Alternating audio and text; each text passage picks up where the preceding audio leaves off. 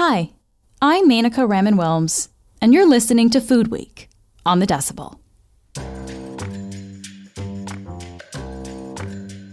Mashed, hashed, baked, or roasted, the potato is a staple food in Canada, and it's also an important part of our national economy.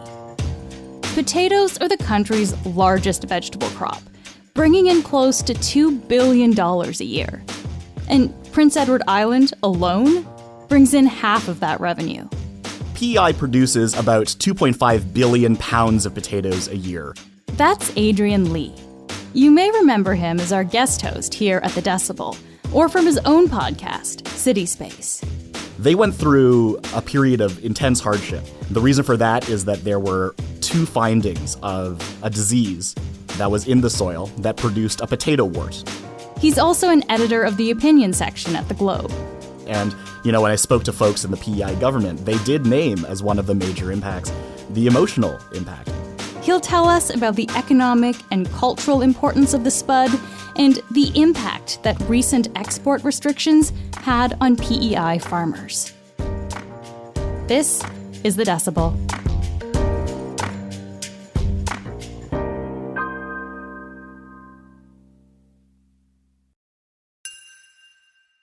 Adrian, it's great to talk to you. Thanks so much for doing this. Yeah, thanks, Menaka, for having me. I know you've hosted before, but I think this is the first time I'm at least interviewing you on the podcast, so it's good to have you here. And it's great to be on the other side. So you recently took a deep dive into the potato. So I got to ask, of all the vegetables out there, why the potato? To be clear, I want to say that I did a dig. It's probably the right thing to say. But as far as the potato goes, for me, I've been cooking a lot. I've been cooking for years, and I really like to learn about the things that appear on my plate. The more I dug into the potato, the more I thought, wow, there's a lot here that is impressive that people probably don't know about. I certainly didn't, including the fact that they basically went from something that was a secret food basically for the Incan Empire in the, as recently as the 1500s, to the point now where they're just in every grocery store basically around the world. Mm-hmm. Yeah, they're very accessible these days. The last few months, everything has been expensive with inflation steadily climbing, but groceries are something people notice on a weekly basis. In April, though, interestingly enough, we actually saw the price of the potato drop drastically in Canada. So what happened in April to potatoes that caused that? Yeah, so to your point, the Consumer Price Index, or CPI, that's been going up. And that's the thing that, Canadian families really feel when they're, looking at their budgets at the end of every month. And so amidst increased rises in food prices year over year, food prices went up about 9 to 10% year over year from April to the previous April. But what happened to the potatoes is that they actually went down 6%. And that was an unusual thing in the midst of the rest of the food price increase. In Prince Edward Island, which is the province that produces the largest share of potatoes in Canada, they went through a period of intense hardship. The reason for that is that there were two findings of a disease that was in the soil that produced a potato wart. The wart is something that potentially reduces yield year over year of potatoes. And it can transmit rather easily because of how microscopic it is in the soil, and they can latch onto these potatoes and affect them. And what happened was in November 2021, the Canadian government said, we're actually going to step in and restrict P.E.I. potatoes and their export to the United States. No types of potatoes can be sent for that period of time. Ultimately a 4 to 5 month ban on all potatoes. As a result, P.E.I. growers were left with this massive, massive surplus. Millions, hundreds of millions of potatoes were unable to be used. And P.E.I. farmers worked really hard to get those potatoes elsewhere in the country where they were needed. There were also campaigns around food banks, and food banks certainly took a lot of that on.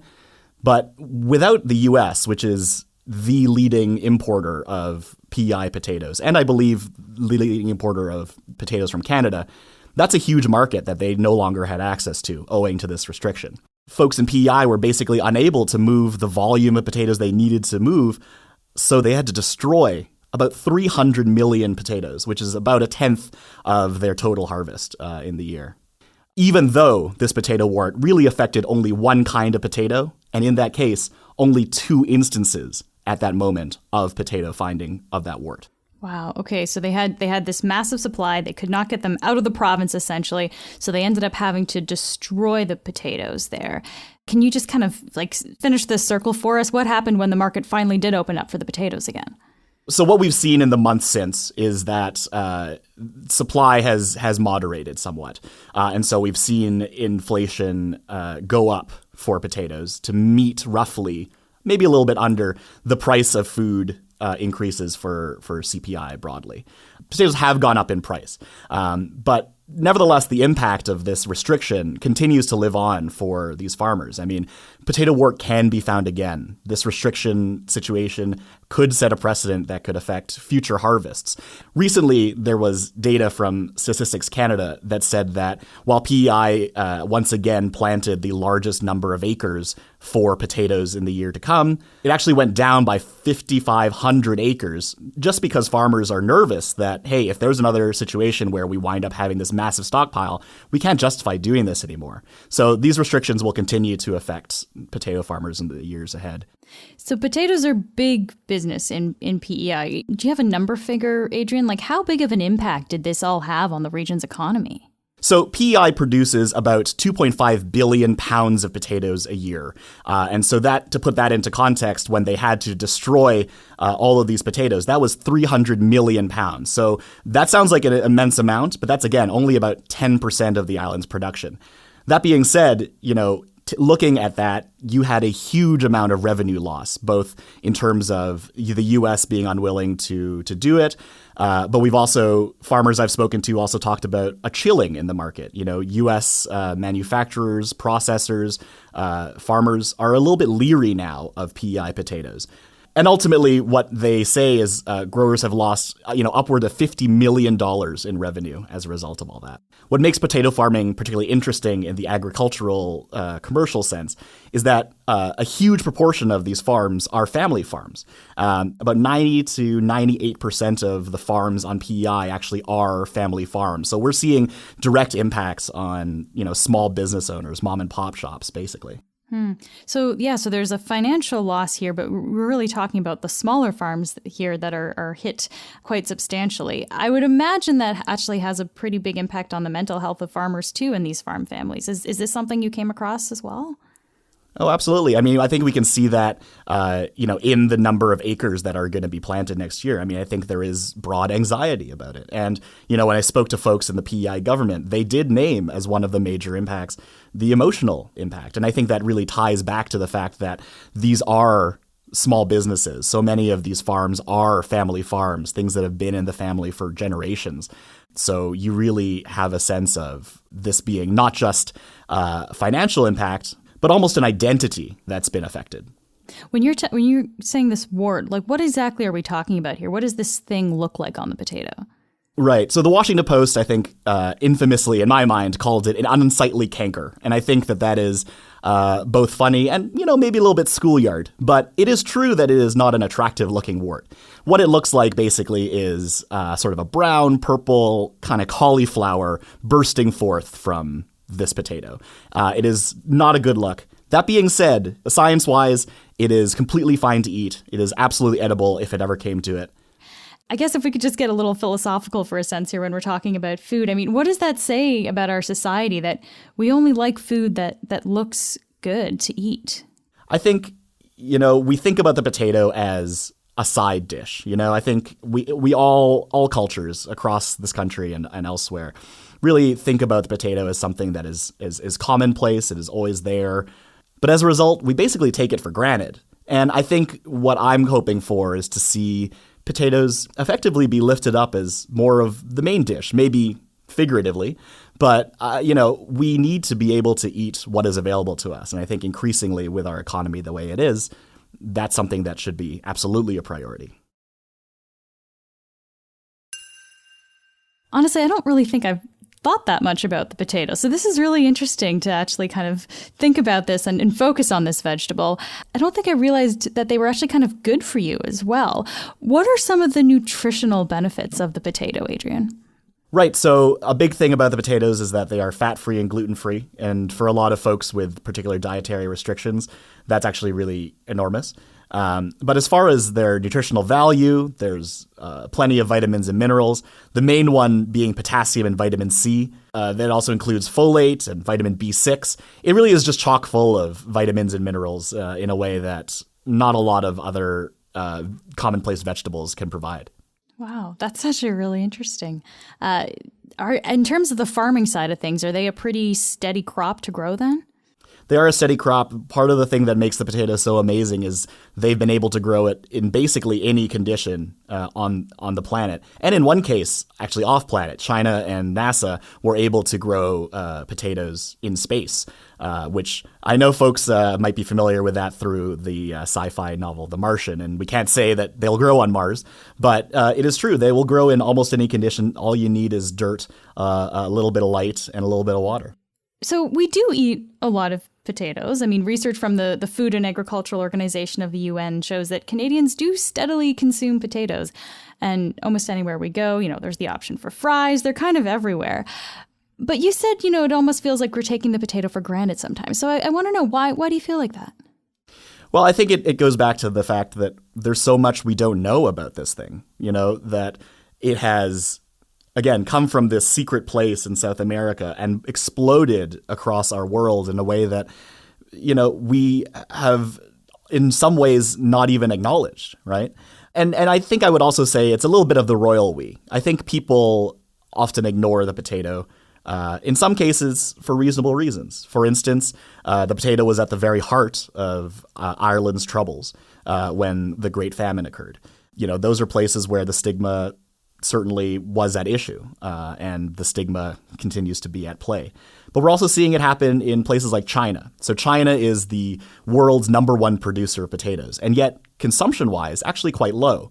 A big reason for that is historical and cultural, as is so much of the thing about the potato, which is that a lot of the potato growth was actually over the course of the Cultural Revolution and the famines that occurred there. And so there is this sort of lingering belief amongst folks in China that the potato is a poor person's food. And with economic fortunes obviously in ascendance in China, I think there has been a broad move away from eating potatoes culturally. That being said, the Chinese Communist Party itself has made it a policy in 2015 to actually make sure Chinese people eat more potatoes. So there is room for growth. And when I spoke to a farmer, he was saying the same thing. Yes, we eat a lot of potatoes, but maybe we could eat more. Do we really want to eat more potatoes, though? I guess I just want to push back on this idea that, yes, there are nutrients in potatoes, but there's also a lot of carbs. We often fry potatoes, so they can come with a lot of oil in the form of potato chips or French fries. Aren't there pretty good arguments for us to not be eating so many potatoes? Yeah, I mean, I think that argument could be applied to almost anything we eat. The story of the potato is a story of stigma. The big one being that it was a food that led to disease. For a lot of folks in Europe, there was this belief that it could cause leprosy, that it could cause dysentery.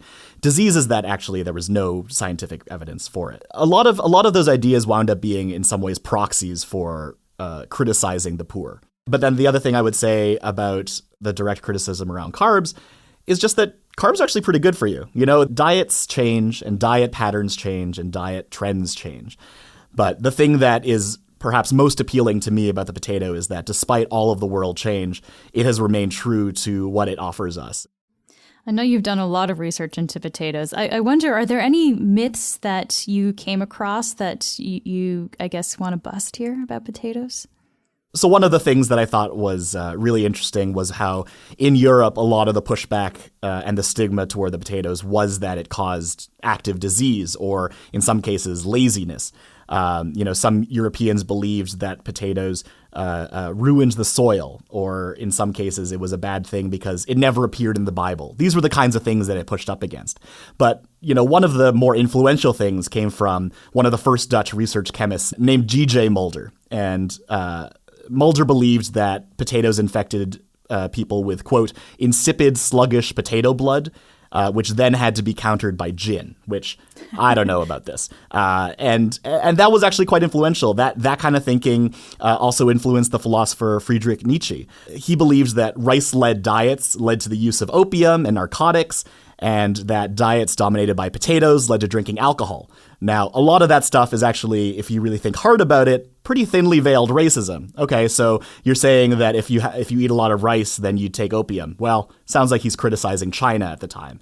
And if you're saying, if you eat diets dominated by potatoes, you're going to drink alcohol. Well, it also seems like you're criticizing folks in Ireland at that particular moment. So there were a lot of these things that were ultimately pure anecdote, not necessarily based in science, that really found a way to affect the uptake of potatoes across Europe. That's really interesting, actually, to break those down and see how those came together. Just lastly, before I let you go here, Adrian, I know you love cooking potatoes. Sounds like you like eating potatoes, too. I do as well. Most people do. My favorite dish is a potato broccoli vegetable that my mom makes, like a curry. It's amazing. But I just want to ask you, before we end here, what's your favorite way to eat a potato? I mean, this is a question I love just because it really highlights the fact that the potato is a common bond, that across cultures, we all have a potato dish. For me, I really wish it was something Chinese. There are in certain parts of China, there are spiced potato dishes. But if I'm being completely honest with you, it's the hash brown. It's hash browns. Grate them up, get them greasy, fry them up. Love it. Nice. Amazing. Adrian, this has been great. Thank you so much for doing this. Thanks for having me. That's it for today. But before I let you go, let me know what you think of Food Week. You can reach me on Twitter at MENAKARW. Or you can always email us at thedecibel@globeandmail.com. I'm Menaka Raman-Wilms. Zaro Kuzema is our summer producer. Our producers are Madeline White, Cheryl Sutherland, and Rachel Levy-McLaughlin. David Crosby edits the show. Kasia Mihailovich is our senior producer, and Angela Pacenza is our executive editor. Thanks so much for listening, and I'll talk to you tomorrow.